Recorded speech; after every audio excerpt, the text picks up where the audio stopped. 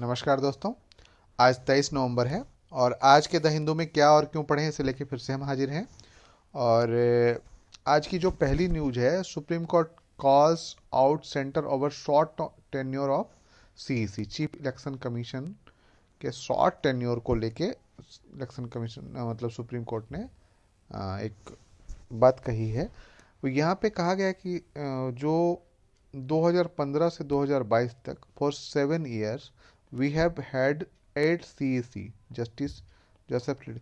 मतलब ये कह रहे हैं कि ये मतलब चीफ इलेक्शन कमिश्नर इतने जल्दी जल्दी क्यों बदलना है ना, इतना शॉर्ट क्यों करना है। तो इसी पे अब यहाँ पे आपको ये देखना है, क्या ये सुप्रीम कोर्ट के अधिकार में है, क्या यह सुप्रीम कोर्ट के अधिकार में है, क्या यह जुडिशियल एक्टिविज्म का उदाहरण नहीं है, जुडिशियल एक्टिविज्म का उदाहरण नहीं है। सॉरी, ये नहीं होगा, जुडिशियल एक्टिविज्म है ना, जिसको हिंदी में न्यायिक सक्रियता कहते हैं। न्यायिक सक्रियता, न्यायिक सक्रियता का उदाहरण नहीं है। अब ये केंद्र सरकार के उसमें है, राइट में, कि वो किसको नियुक्त करता है या किस मतलब एक प्रक्रिया है उसमें जो सीईसी की नियुक्ति होती है। तो आप यदि इस पे हस्तक्षेप कर रहे हो तो क्या यह कार्यपालिका या विधायिका के कार्य में हस्तक्षेप नहीं है? इस प्रकार के प्रश्न उठते हैं तो यह मेंस के लिए एक प्रश्न बन जाता है। ठीक है, और ये एक आपको देखना चाहिए। इसके बाद जो है पेज नंबर 4 पे है ना, पेज नंबर 4 पे चलते हैं। पेज नंबर 4 पे है Tamil Nadu gets first diversity, Tamil Nadu gets first biodiversity heritage site है ना। The Tamil Nadu government Tuesday issued a notification declaring Arittapatti है ना and Meenakshipuram village in Madurai district first biodiversity heritage site in the state है ना। दिस साइट कंप्राइजिंग इतना hectare है। अब यहाँ पे आपको देखना है कि यह इम्पॉर्टेंट क्यों है, कौन से चीज़ें हैं इसमें, पर्यावरण की दृष्टिकोण से या ग्रामीण आर्किटेक्चर की दृष्टिकोण से, है ना। इसको आपको देखना है और एक नोट कर लेना है। देखिए, दो तीन चीज़ें होती हैं जो पर्यावरण की दृष्टिकोण से बहुत महत्वपूर्ण है, या वहाँ की साइट्स बहुत महत्वपूर्ण है, जैसे कुछ प्राचीनतम साक्ष्य मिल रहे हैं वहाँ, इस तरीके की चीज़ें होती हैं। तब हम इसको आर्कि एक तरीके से ये हेरिटेज वाले हो जाता है, हिस्टोरिकल साइट हो जाता है, इकोलॉजिकल हो जाता है। तो यहाँ पे देखो, दो चीज़ें हैं, इकोलॉजिकल एंड हिस्टोरिकल सिग्निफिकेंस। तो आप इन बातों को नोट कर लेंगे और किसी भी क्षेत्र को या किसी भी एरिया को बायोडाइवर्सिटी घोषित करने के लिए, बायोडाइवर्सिटी हेरिटेज साइट करने के लिए जो आवश्यक शर्तें हैं उन्हें आप जान लेंगे, है ना। आवश्यक शर्तें क्या क्या हैं उनको आप जान लेंगे। ठीक है, तो ये आपका क्लियर हो जाएगा। इसके बाद जो है पेज नंबर 6 में है, दरअसल एक बहुत ही अच्छा टॉपिक इन्होंने उठाया है, think local climate action, think Meenangadi है ना। मतलब इनका कहना है कि जो हम क्लाइमेट एक्शन ले रहे हैं वो बिना पंचायती राज के संभव है ही नहीं। हमें पंचायती राज से शुरू करना होगा, तब हम जाके क्लाइमेट एक्शन या जो ग्लोबल वार्मिंग है उससे हम लड़ सकेंगे, है ना। तो ये एक बहुत अच्छा टॉपिक बन गया कि पंचायत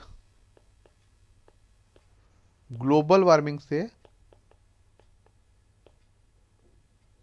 ना, वार्मिंग से निपटने में किस प्रकार सहायक है।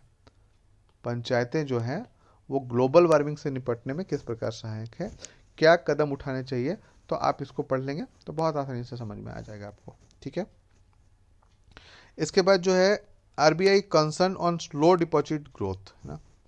आरबीआई को चिंता हो रही है कि जो पैसे जमा हो रहे हैं, अब यहाँ पे आप समझिए कि पैसे जो सेविंग्स अकाउंट में जमा होते थे वो बहुत स्लो हो गया है या कम हो गया है ना। यहाँ पे देखिए, why did senior official of the apex bank regular meet certain private sector bank, what are the possible reason for low deposit growth. जो लो डिपॉजिट ग्रोथ है इसका एक पॉसिबल रीजन जो है उसके यहाँ पे जो भी एक्सप्लेनर में जो भी एक्सप्लेन किया गया वो तो समझिए। साथ ही साथ एक चीज़ और भी आपने देखा होगा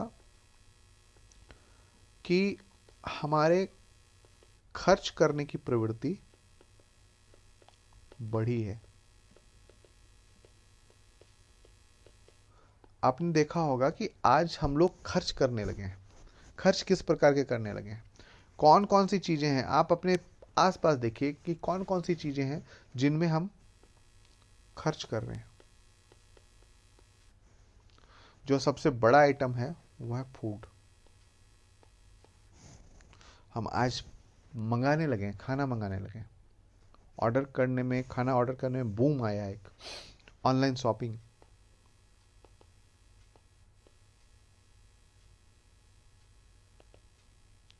क्रेडिट कार्ड का यूज, ये मैं कुछ उदाहरण दे रहा हूँ। क्रेडिट कार्ड के यूज, ये उदाहरण दे रहा हूँ, आप अपने हिसाब से इसे देखेंगे कि कौन कौन सी चीज़ें हम कर रहे हैं जिससे जो डिपॉजिट है या जो बैंकों के पास कम पैसा जा रहा है उसके क्या कारण हैं। उनके कारणों को आप एक लिखेंगे और उसे क्रम करेंगे कि कौन सा सबसे ज़्यादा मतलब व्यवस्था या कौन सा कारण सबसे बेहतर होगा, उसे आप लिखेंगे। ठीक है, तो इसे आप पढ़ लीजिएगा, है ना। इसके बाद है इंडिया एंड यूएई, है ना। इंडिया एंड यूएई कहा गया, India and UAE hold talks on food security operation. Food security, मैंने बार बार बताया कि फूड सिक्योरिटी क्या है, वो खाद्य सुरक्षा, है ना। खाद्य सुरक्षा क्या है, 4 शर्तें होनी चाहिए, उपलब्धता, आपूर्ति, पहुंच और वहनीयता। ये 4 शर्तें याद रखिएगा। तो फूड सिक्योरिटी में यूएई के साथ हुआ है, तो इसे आप पढ़ लेंगे थोड़ा सा।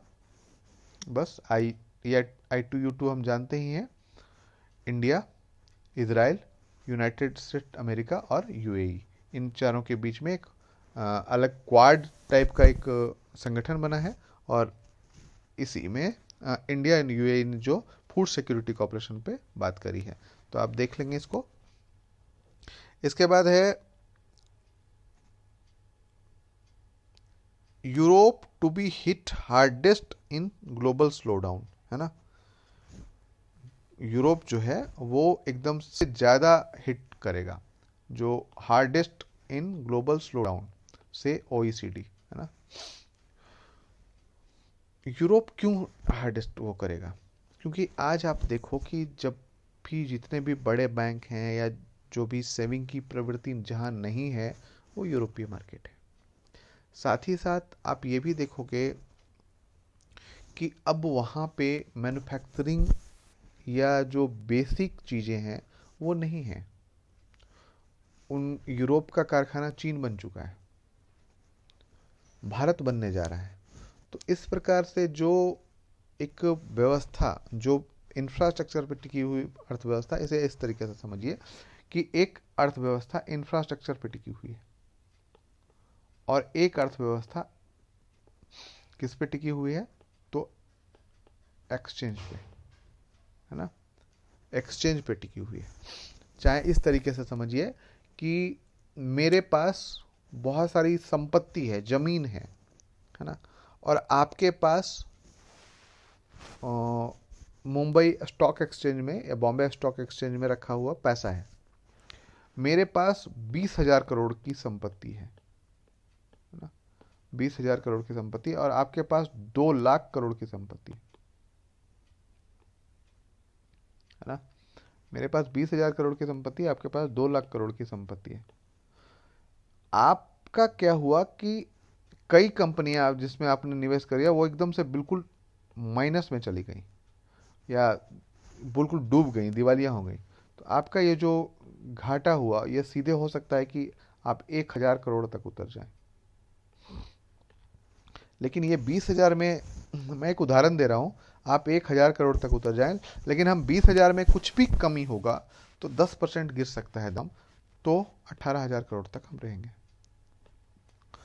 इंफ्रास्ट्रक्चर में जिनका निवेश है या इस तरीके के निवेश हैं, उनके बाजारों को हिट करना थोड़ा कम होता है। तो इस तरीके से आप देखें कि जब भी आर्थिक मंदी आती है तो सबसे पहले वो बाजार टच करते हैं जिनका जो मार्केट कैप है वो एक तरीके से शेयर मार्केट में बहुत ज़्यादा निर्भरता है ना। तो इस तरीके से आप इसको समझ सकते हैं। खैर, पढ़ लीजिएगा। इसके बाद एक न्यूज है, over the top service must be licensed, COAI, है ना।